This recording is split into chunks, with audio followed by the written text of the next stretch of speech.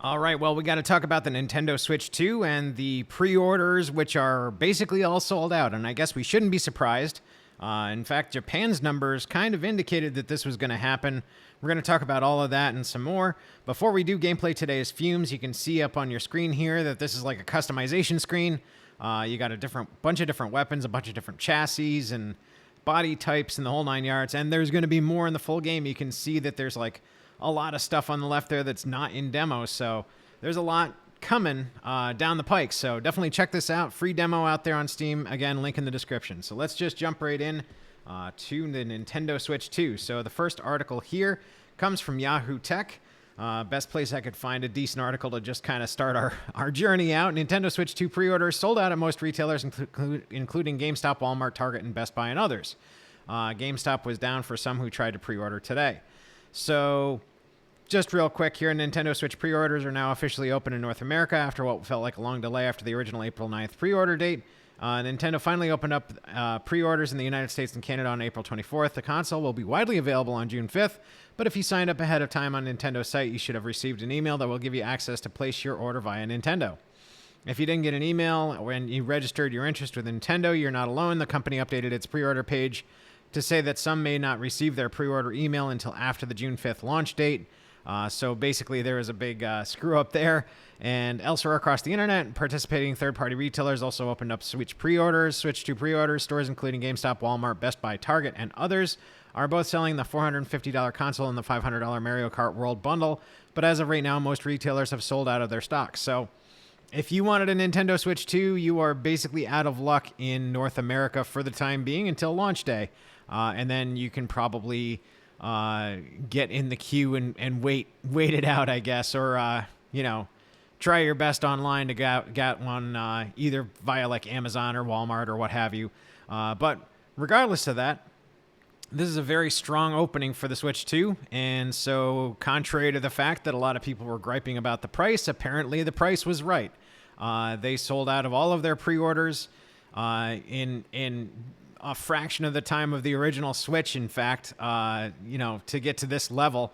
And we're going to go into that as well because this is just an insane launch. And I think it's a clear indicator that the Switch 2 is going to be more than people were hoping, were expecting it to be. There was that consistent, the Nintendo curse where they have a good console and then they follow it up with a terrible console. I don't think this is going to be a terrible console. I think this is going to be more like a Super Nintendo. Now, Super Nintendo wasn't like massive. It had to share its spotlight with the Sega Genesis, but I think that, this is going to be one of those continuation consoles where you have just as popular a release, kind of like from the Nintendo to the Super Nintendo. This is the same concept, I think.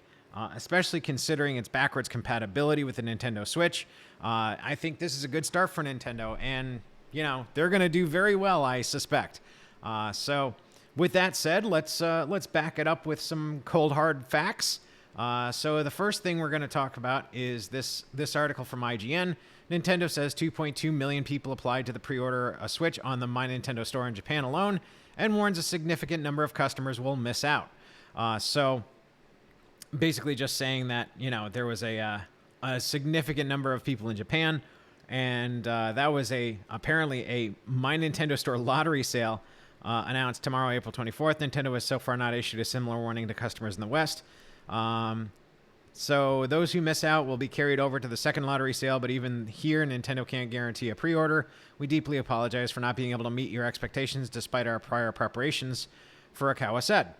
So basically, it sounds like they're really keeping a close eye on at least knowing what their capacity is going to be at launch day and maintaining that the pre-orders are at or below that level. So it's smart of Nintendo to do this because the alternative is like you pre-order and then you don't get it forever because they have to get their manufacturing side to catch up with the demand.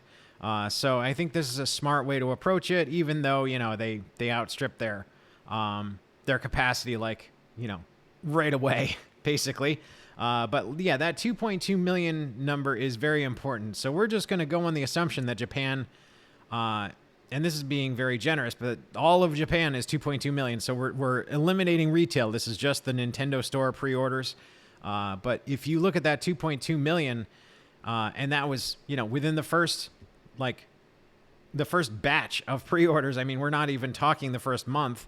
But for the Switch 1, the sales in millions of consoles in Japan, it was 0.6 for the quarter 4 of 2017, and then 0.52, 0.83. And finally, we get to quarter 3 of 2017, where it does 1.77. So that total brings it, basically up to that 2.2 million figure within the third quarter of 2017. So you're talking about 3 solid quarters and some more, getting closer to 4 quarters, a full year worth of sales before it caught up with these pre-orders alone, the Nintendo Switch 1 versus the Nintendo Switch 2 in Japan. So I can't imagine what America's numbers are. I mean, you're talking millions of units, basically, is what it's looking like. At least 2 to 3, possibly considerably more, like 5 or 6.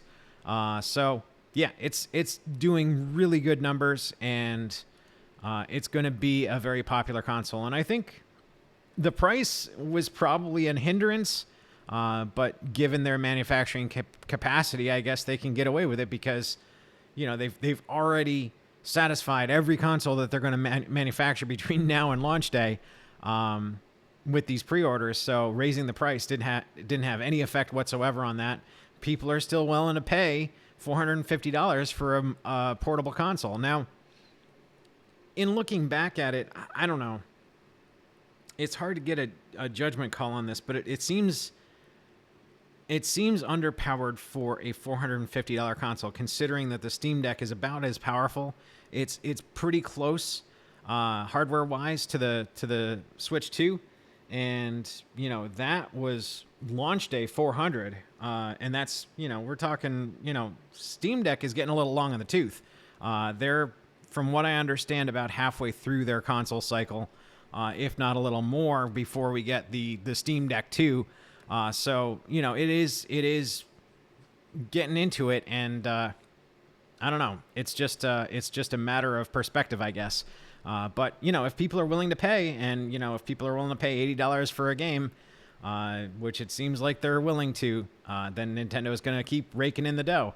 And these pre-orders are an indicator of that, a very big indicator of that. I think we're going to see some pretty wild stuff in the coming years with Nintendo Switch. They're kind of, I mean, obviously they have established themselves as the handheld gaming. It's the handheld game to buy, and they've established that with the Game Boy and the Nintendo DS and so on and so forth. This is just a logical continuation of that, but it is their primary console. So they've basically had kind of these two separate institutions. The Wii U effectively was the last console, and then you have the Nintendo DS, and basically they just smooshed them together to become the Switch. And they're just continuing on that lineage as this is our console. It is handheld. This is what we do now.